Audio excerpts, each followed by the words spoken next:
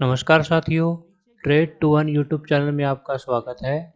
जैसा कि थंबनेल से आपको पता लग ही गया होगा, इस वीडियो में हम डिस्कस करेंगे एक ऐसा टेक्निकल इंडिकेटर जो कि मार्केट की डायरेक्शन और मूवमेंट दोनों को बड़ा इजीली शो कर देता है और इस इंडिकेटर को यूज़ करके हम मार्केट के मोमेंटम को और मार्केट की डायरेक्शन को इजीली प्रिडिक्ट भी कर देते हैं। तो चलिए वीडियो को शुरू करते हैं। ये जो मैंने चार्ट खोला हुआ है, ये चार्ट है निफ्टी 50 का डेली टाइम फ्रेम का चार्ट है। डेली टाइम फ्रेम क्या होता है? टाइम फ्रेम में एक कैंडल मार्केट के एक दिन के हुए प्राइस एक्शन को डिनोट करती है। कैंडल स्टिक्स के बारे में जो भी इंफॉर्मेशन है, मैंने इसके लिए एक अलग से वीडियो बनाया है।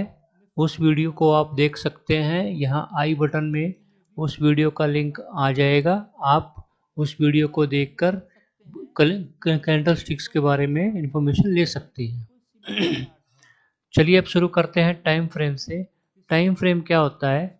जैसे कि मैंने बताया, अगर आपने 1 डे का टाइम फ्रेम चूज़ किया है तो 1 डे में एक कैंडल आपको एक दिन के प्राइस एक्शन के बारे में डिनोट करेगी कि कौन कौन से दिन में क्या क्या प्राइस एक्शन हुआ है। जैसे कि आप ये कैंडल देखिए, ये कैंडल 29 फरवरी की है, ये कैंडल 1 मार्च की है, ये कैंडल 2 मार्च की है। तो आप देख सकते हैं कि कुछ कैंडल्स जो हैं छोटी बनी हैं, कुछ कैंडल बहुत बड़ी बनी हैं और कुछ कैंडल अपेक्षाकृत बहुत छोटी बनी हैं। कैंडल्स के बारे में इंफॉर्मेशन लेने के बाद आप ये देख सकते हैं कि ये इंफॉर्मेशन जो प्रोवाइड करती हैं, इसी से ही हम मार्केट के प्राइस एक्शन के बारे में डिसाइड करते हैं।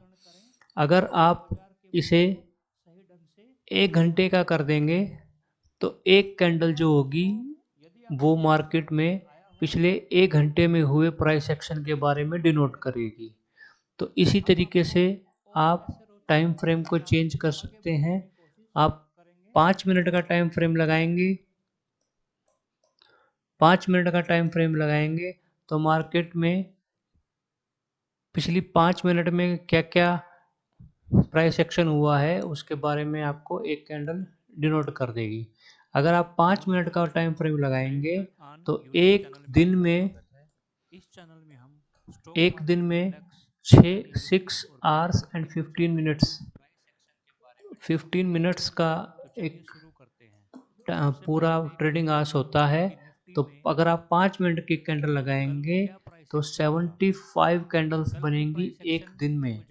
75 कैंडल्स मतलब पूरा दिन में अगर आप 5 मिनट के टाइम फ्रेम के हिसाब से देखेंगे तो 75 कैंडल्स बनेंगी। उसी तरह अगर आप एक घंटे का करेंगे, वन आवर का चेक करेंगे तो वन आवर में 6 कैंडल्स बनती हैं फुल डे में। तो चलिए अब हम जो हमारा आज का टॉपिक है उस पे चलते हैं। हमने डेली टाइम फ्रेम लगाया, यह हमने टाइम फ्रेम के बारे में डिस्कस कर लिया है।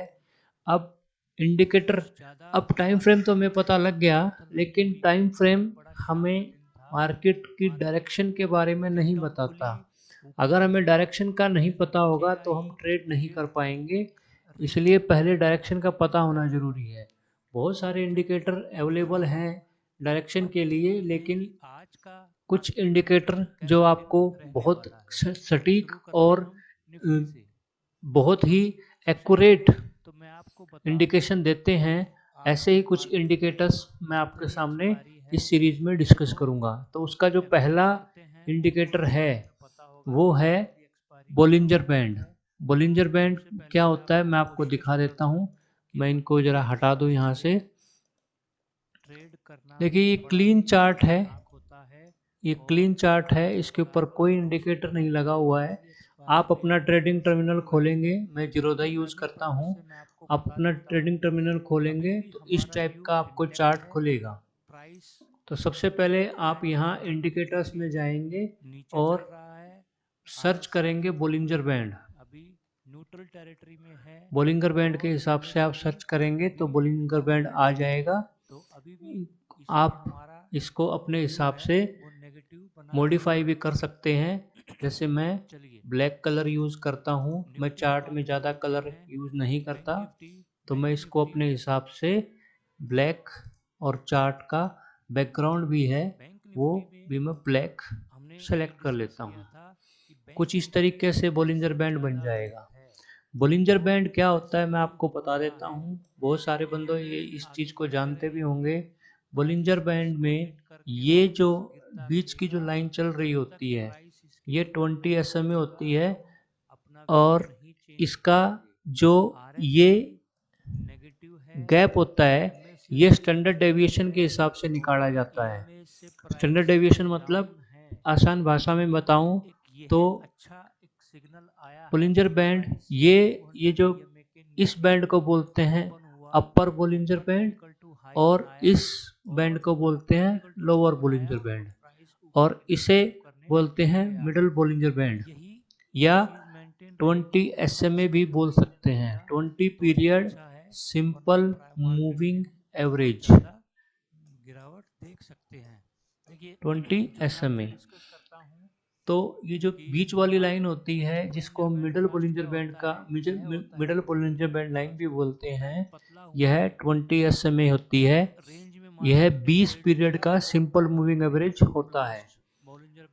और जो अपर और लोअर बोलिंजर बैंड है यह 2 सिग्मा, अगर आपने मैथ पढ़ा है तो 2 सिग्मा से डिसाइड होती है, फर्स्ट +2 सिग्मा और नीचे वाली -2 सिग्मा।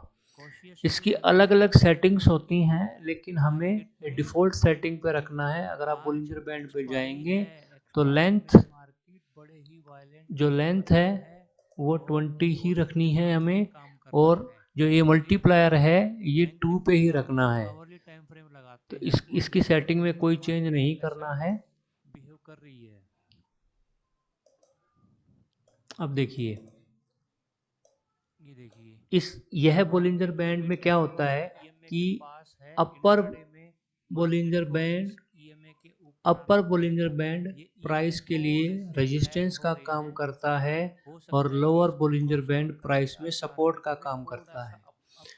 इसी चार्ट में देखिए प्राइस यहाँ गया, वहाँ से रजिस्ट होकर प्राइस नीचे आया, फिर यहाँ सपोर्ट लिया, प्राइस ऊपर गया, फिर नीचे आया, फिर ऊपर नीचे, इस तरीके से ये देखिए यहाँ भी बहुत खूबसूरत सपोर्ट का काम किया है, और अभी अपने रेजिस्टेंस की तरफ प्राइस जा रहा है।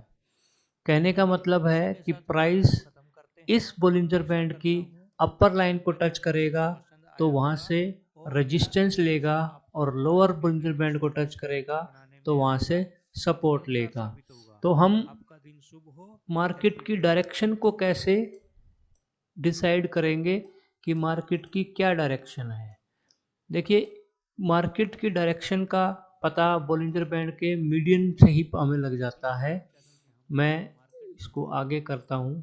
यहाँ देखिए अगर बोलिंजर बैंड ऊपर की तरफ, मीडियन लाइन ऊपर की तरफ मूव कर रही है तो इसका मतलब है कि उसका प्राइस भी ऊपर की तरफ ही मूव कर रहा है। अगर बोलिंजर बैंड नीचे की तरफ मूव कर रहा है तो प्राइस भी डाउन की तरफ ही मूव करेगा। तो एक बार दोबारा सुन लीजिए, अगर बोलिंजर बैंड की मिडल लाइन ऊपर की तरफ मूव कर रही है तो प्राइस में अप ट्रेंड है, प्राइस अप जा रहा है, प्राइस में अप ट्रेंड है। और अगर बोलिंजर बैंड नीचे की तरफ मूव कर रहा है, मैं आपको नीचे का भी एक एग्जांपल दिखा देता हूँ। ये देखिए अगर बोलिंजर बैंड की मीडियन लाइन का स्लोप नीचे की तरफ है तो प्राइस भी अपने हाई से लो की तरफ मूवमेंट करना शुरू कर देता है। इसका मतलब प्राइस में डाउन ट्रेंड है, अप ट्रेंड नहीं है, प्राइस में डाउन ट्रेंड है। तो इस तरीके से हम डायरेक्शन का भी पता लगाते हैं, डायरेक्शन क्या है मार्केट की या किसी भी स्टॉक की, यह इससे पता लग जाता है। दूसरा एक और बोलिंजर बैंड का एक काम है मोमेंटम डिसाइड करने का। मोमेंटम कैसे डिसाइड होता है? सपोज ये अच्छा एग्जाम्पल है, सपोज बोलिंजर बैंड के दोनों बैंड आपस में स्क्वीज होना शुरू कर दें, बोलिंजर बैंड का गैप जो है वो कम रह जाए, तो उसके बाद बोलिंजर बैंड किसी भी तरफ ब्लास्ट होगा, और जब बोलिंजर बैंड ब्लास्ट होगा तो बड़ी तेजी से प्राइस में चेंज आएगा, और ये किससे डिसाइड होता है? ये मोमेंटम से डिसाइड होता है। तो प्राइस में मोमेंटम आ जाता है अगर किसी भी तरफ बोलिंजर बैंड ब्लास्ट हो जाए तो। इसी के साथ साथ अगर बोलिंजर बैंड नीचे की तरफ ब्लास्ट हो जाए तब भी बहुत स्पीड में मूवमेंट आती है। तो इस तरीके से हम मोमेंटम भी बोलिंजर बैंड से डिसाइड कर सकते हैं कि मार्केट में मोमेंटम आया कि नहीं आया। देखिए जैसे ये बड़ा अच्छा मोमेंटम आया था मार्केट में ब्लास्ट करके ऊपर गया, 20 में भी 20 में भी ऊपर गई, और उसके बाद अभी हाल फिलहाल पिछले 2 महीने से मार्केट में क्या चल रहा है वो भी मैं आपको दिखा देता हूँ। पिछले 2 महीनों में मार्केट हल्का हल्का ऊपर जा रहा है और अब ऑलमोस्ट फ्लैट हो चुका है। तो बोलिंजर बैंड जो है फ्लैट पोजीशन में आ चुका है, इसका मतलब अभी बोलिंजर बैंड को स्क्वीज होना पड़ेगा और उसके बाद मार्केट में किसी भी तरफ की मूवमेंट आएगी।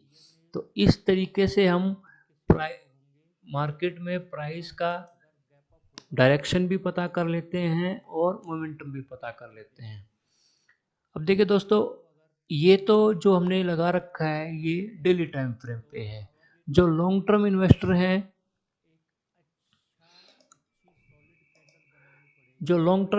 हैं, वो कैसे देखेंगे इसको? वो देखेंगे वीकली से डेली टाइम फ्रेम पे, वीकली और डेली टाइम फ्रेम पे। ठीक है दोस्तों, लेकिन जो शॉर्ट टर्म इन्वेस्टर हैं जो कि 1 महीने के लिए ही इन्वेस्ट करते हैं, वो क्या करते हैं? वो आर्ली टाइम फ्रेम पे चेक करते हैं। ठीक है दोस्तों, आर्ली टाइम फ्रेम पे चेक करेंगे, आवर्ली टाइम फ्रेम लगा के देखते हैं। आर्ली टाइम फ्रेम पे भी हमें शॉर्ट टर्म में अप ट्रेंड और डाउन ट्रेंड का पता लग जाता है। जैसे इससे हमने देखा कि प्राइस डाउन साइड में जा रहा है, और उसके बाद जैसे ही 20 SMA के ऊपर प्राइस आया, मार्केट में एक अप ट्रेंड शॉर्ट टर्म के लिए अप ट्रेंड शुरू हो गया। ऐसे ही बहुत सारे एग्जाम्पल है प्राइस कैसे कैसे मूव करता है वो देख लीजिएगा। देखिए यहाँ प्राइस ने अप ट्रेंड की तरफ गया, ये प्राइस अप ट्रेंड की तरफ गया, उसके बाद प्राइस डाउन ट्रेंड में आया। ये 20 EMA के साथ साथ आप देखते जाइएगा, 20 EMA के साथ साथ प्राइस मूव करेगा, 20 SMA के साथ साथ प्राइस मूव करेगा, और उसके साथ साथ आप देखिए कि प्राइस में मूवमेंट क्या है। तो इसी हिसाब से हम देख सकते हैं, चाहे और छोटा टाइम फ्रेम लगा लीजिए, हम 15 मिनट में भी देख सकते हैं कि प्राइस में कैसे कैसी मूवमेंट आई है। अगर आप इंट्राडे काम करते हैं तो आप इंट्राडे के लिए आपको 15 मिनट या 5 मिनट में ही बोलिंजर बैंड चेक करना होता है।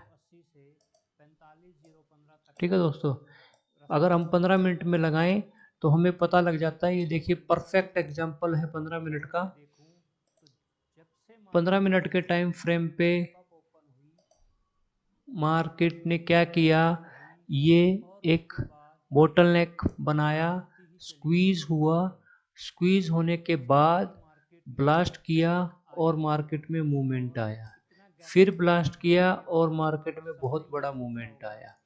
मूवमेंट आने के बाद जैसे मैं आपको बोल रहा था, जैसे इसने बोलिंजर बैंड को छोड़ा, सीधा लोअर बोलिंजर बैंड को मार्केट ने टच किया और अगले दिन गैप अप खुला और अभी मार्केट जो है ऑलमोस्ट दोबारा हो सकता है कि ये दोबारा ब्लास्ट करके प्राइस को नीचे आ जाए। लेकिन ये कौन से टाइम फ्रेम पे है? 15 मिनट पे।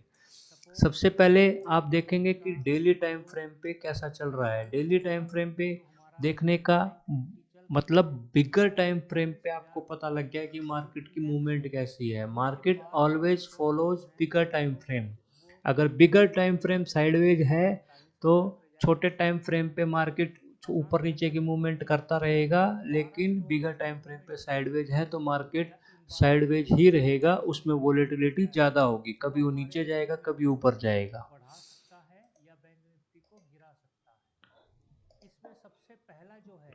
इसी के साथ अगर हम 5 मिनट का चार्ट लगाएं तो आपको और ज़्यादा क्लैरिटी हो जाएगी कि किस तरीके से बोलिंजर बैंड मूव करता है।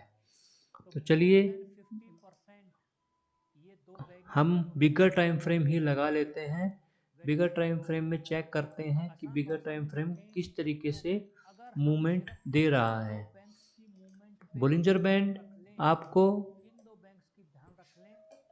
इस तरीके के मार्केट में गलत दिशा में डायरेक्शन में ट्रेड लेने से बचाता है। बोलिंजर बैंड आपको यह इंडिकेशन पहले ही दे देता है कि मार्केट में जो ये स्मॉल टाइम के लिए अप ट्रेंड या डाउन ट्रेंड आया है ये कब तक रहेगा, और इसमें बहुत सारी ट्रेडिंग इंडिकेशंस आ जाती हैं। अगर आप और बड़े टाइम फ्रेम पे जाएं, वीकली टाइम फ्रेम पे भी जाएं, तो अब आप देखिएगा वीकली टाइम फ्रेम के ऊपर बोलिंजर बैंड स्क्वीज होने का प्रयास कर रहा है। तो आने वाले कुछ टाइम में बोलिंजर बैंड स्क्वीज होके फिर उसके बाद बोलिंजर बैंड में ब्लास्ट होने के चांस बढ़ जाएंगे। तो यह इस तरीके से आप मार्केट में देख सकते हैं। मुझसे बहुत सारे दोस्त पूछते हैं कि मार्केट में अब किस तरह की मूवमेंट आएगी, क्या मार्केट गिरेगी कि नहीं गिरेगी। सबसे पहले तो उसको 20 EMA ही तोड़ना पड़ेगा, उसके बाद लोअर बोलिंजर बैंड के साथ साथ प्राइस को नीचे जाना पड़ेगा। लेकिन अभी ऐसी कोई इंडिकेशन नहीं है, तो मैं बोल सकता हूँ कि मार्केट में अभी कोई डाउन ट्रेंड नहीं है। लेकिन इस तरीके की डायरेक्शन और मोमेंटम का पता हम बोलिंजर बैंड से लगा सकते हैं। आशा करता हूँ आपको मेरे द्वारा दी गई इन्फॉर्मेशन अच्छी लगी होगी। कृपया मेरे चैनल को लाइक करें, सब्सक्राइब करें और अपने दोस्तों के साथ इसको शेयर करें। Thank you very much.